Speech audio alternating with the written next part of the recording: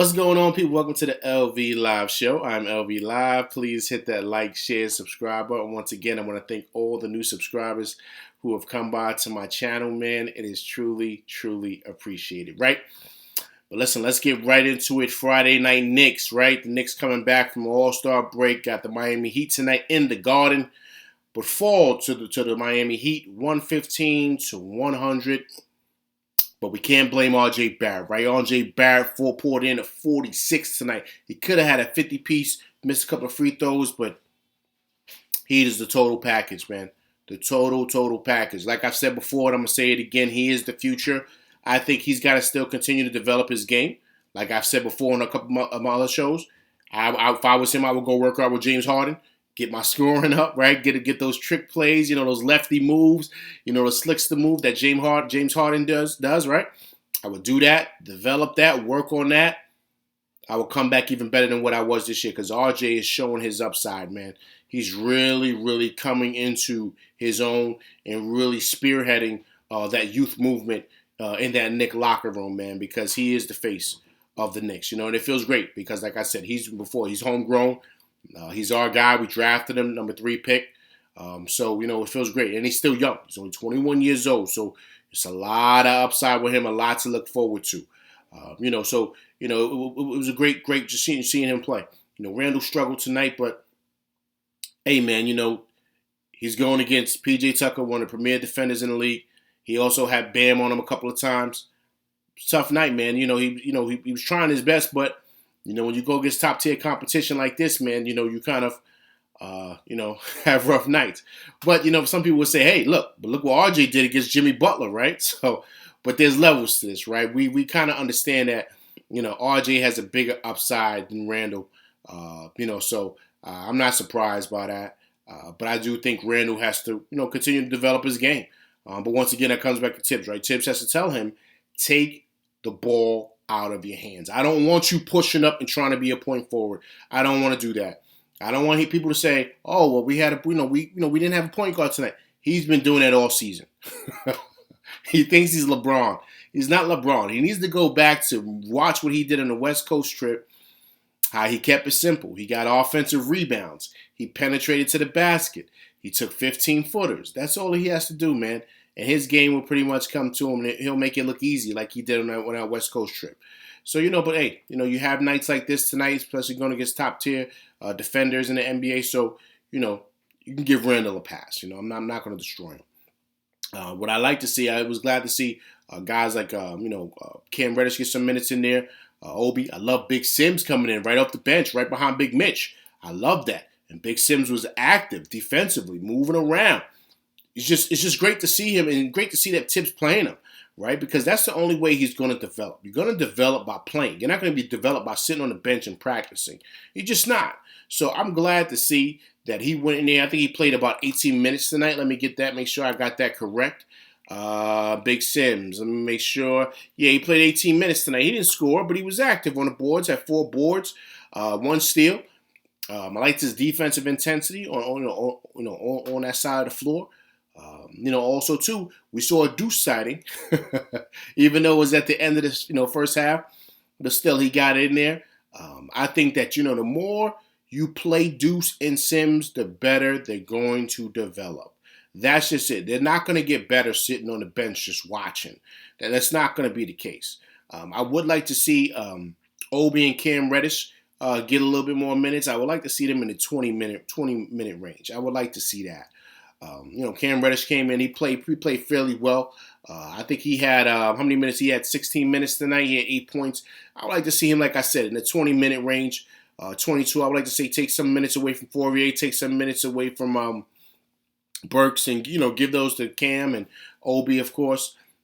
Because those guys, they got to develop, man. That's the only way they're going to get better. I just hope that Tibbs pays attention to this because, these are all games that the Knicks, they're going to struggle winning. But if they're competitive, you get to see what you have going in the future, right? So, tonight they were competitive, but they, as they didn't have a point guard. But that's why I felt, and I stated in my other video, this is a perfect game for, Deuce McBride to play. Because we don't have a point guard. And you see Burks, man. Burks is a solid pro. solid vet man, but he's not a point guard, and you saw it tonight. He was struggling. So it's tough. You know what I mean? It's tough when you're playing that point guard position, man. He's not a Kyle Lowry. He's not a floor general. So you can see the difference, right? So that's why, to me, get Deuce out there, get Deuce feet wet, let him develop, and let him just, pretty much show you that he belongs. Tough blow tonight was Grimes going down with the patella. They stated that it's a subluxation. That's what it's called. So it's not dislocated. It's kind of shifted a bit. I think he's out for the year. I don't think he's coming back. That's too much of a serious injury to risk for a future, for a young guy who's got a great future with the Knicks. I would sit him, but that's another guy down. So now it's tough because, you don't want to say, right, that you want to blame Tibbs. I'm not going to blame Tibbs for this, but does he play a part? Hey, man, listen. There's been the rumors, man, of him overworking guys. I'm telling you. And how it's had an impact on guys' injuries and their careers and all of that. I'm telling you. And that has had an impact.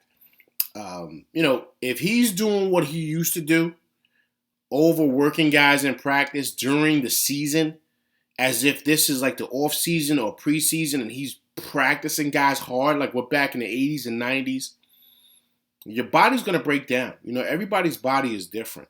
So if guys aren't getting the right type of rest, if guys aren't able to let their body recover, and, the day before a game or the day before, just the day of a game, he's working them hard. And come on, like I told you before, even people like Tracy McGrady, had made, reports of Tom Thibodeau overworking Yao and having a big impact on Yao getting injured. This is documented stuff, guys. I'm not making this stuff up with him. So, am I going to say that I'm surprised or shocked? No, I'm really not. Because this has been Tibbs. He's been known to overwork guys to where guys possibly get injured, man. And then, it happens with things like your knees and your ankles, right? Because that's what you use the most. You see Derrick Rose is down now with an ankle. So now, this guy goes down now with a knee. So, that's two wing players, and then Kemba, of course, who are out possibly for the season. So now, where do the minutes go? So now, you got to look at Cam Reddish to step into that. You got to look at a guy like, once again, Deuce McBride. So we have guys to play. And at this point in the season, I don't think, the Knicks should be trying to make a run at the play. I don't think they should be doing that. I think this should be development time and seeing what you have. Now, of course, when you go out and play games, you go out to win. You're trying to win games. But I think it should be really on a page of trying to evaluate and see what we have. What you have in Burks. What you have in Fourier. Those guys are proven vets. But those other guys need to kind of, come into their own so we can see what we have. That's why I said I think that, some minutes need to be taken away from Burks and some minutes need to be taken away from Fourier to give to those other guys and let them play and let them get their feet wet and start to develop as pros. Because they're all young. We got a young core, guys. And we really, really do. And I think we have a bright future. There's a lot of games this year, guys, that the Knicks were in. The Knicks didn't get blown out every game. There was a lot of games they should have won. But they lost because of turnovers or because of fourth quarter or third quarter of doom, like we've always talked about. So it's a lot of potential here. You just got to let the young players play and kind of, let them develop. And, just get in the fire now. But that's what, the rest of the season should be. It shouldn't be trying to make the playing game or anything like that. It should be focusing on development of the youth to see what we have. All right? But listen, that's my show. I appreciate you guys coming by. Please hit that like, share, subscribe button. Hit that like button. Hit that like button, people. All right? Also, too, please hit that bell icon, all right, to get notifications on all my new shows. All right, I appreciate you guys coming by. I'm LV Live, and that's my show, and I'm out. Peace.